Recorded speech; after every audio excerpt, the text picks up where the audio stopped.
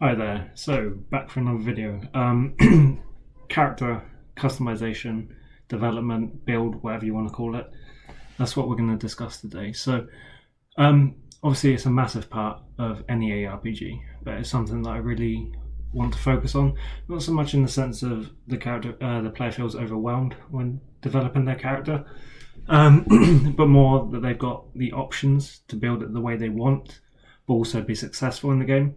Because it's one thing to have all these different options, but it's another to make it so those options actually matter.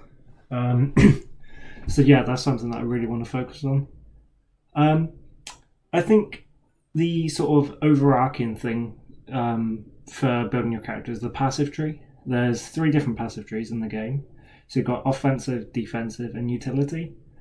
So they each offer sort of a different way to build your character, I suppose, sort of a different archetype.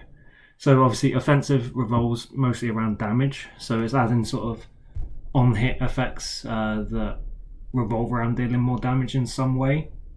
A lot of the stats are damage focused as well, because obviously you gain stats and then you gain keystones along the way. I'll talk about that a little bit more and show it in the gameplay as well.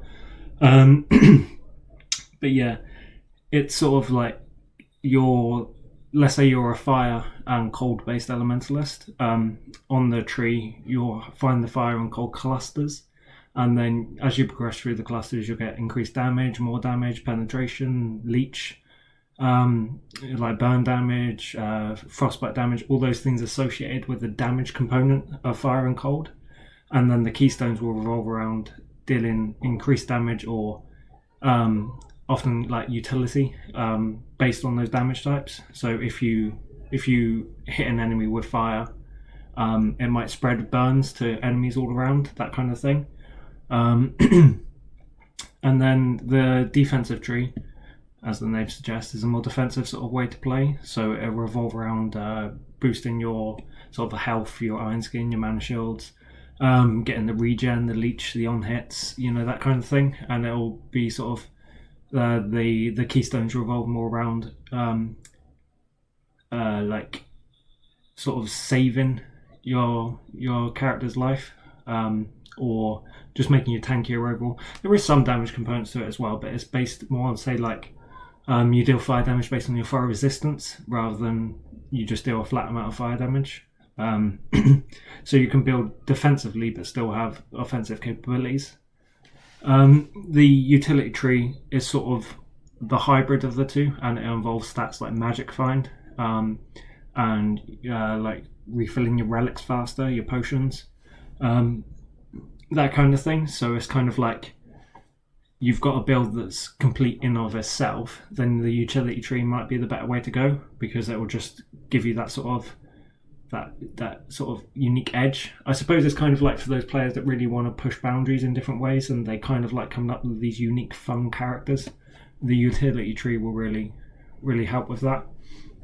So beyond the passive trees, you've got skill trees, so individual skill trees. This is something I took from the last epoch because I think they handle skills brilliantly. I think it adds such an additional layer when you're creating your character. So every skill has its own skill tree. So it'll be a combination of stat nodes based on that skill. So increasing its damage, its radius, its reducing its mana cost, anything like that. And then they'll have modifiers and augments as well. So the modifiers are like major nodes, and they will change the way the skill behaves in some fashion. So it might make it so, let's say, fluid strike. So normally you just teleport in, deal damage, move on with your life.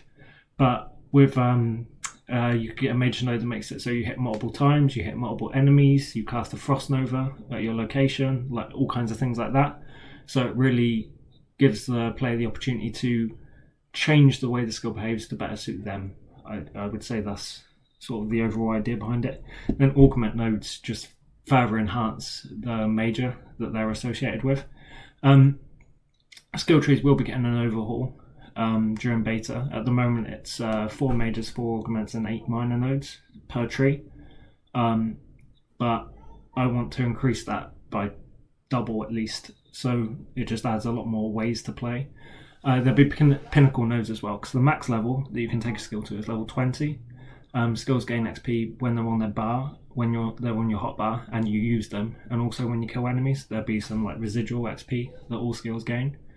So yeah, you can take it up to level 20, and you'll get a point every time to spend in your skills. And then when you're at level 20, you can choose between 3 pinnacle nodes, and these pinnacle nodes have massive effects. So they have a big visual sort of change as well to highlight, look at me, I've got a level 20 skill. And then they'll also really push the boundaries of that skill as well. So they'll be kind of like a bigger major modifier, so to speak. Beyond that, we've got Goblin's Gift and the Auction House to a lesser extent. So here you can use gold that you find throughout Sanctum Breach to, with Goblin's Gift, you can increase your damage or your resistances.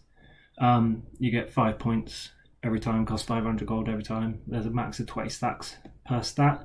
So the idea is that by end game you want to max out all of these, so it's just like a bit of a boost. But when you're leveling up and throughout the early and mid stages of end game, depending on how much gold you gain, you'll choose where you want these. So if you're dying to fire damage, then you can dump a bunch of points in fire resistance. If you want more damage, you know, that kind of thing. And then the auction house you can use to buy items to shore up any weaknesses you have in your gear, or to fund your crafted weaponry. What else is there? Oh, there's more. Sorry, these videos are like just off the cuff. I find it a lot easier like that and a lot more natural. But there is the chance that I miss things. Something else that I want to talk about. You can have multiple versions of the same skill on your hotbar. This is quite unique. I don't think any other RPG does this. Correct me if I'm wrong. But so you could have, like, say for example, 3 meteors. You could have all of those on your hotbar at once, and they each have individual cooldowns, so that you can really say, if I want to play a meteor, but you don't have to focus on getting cooldown reduction. You can just put another version of the skill on your hotbar, and it'll act independently.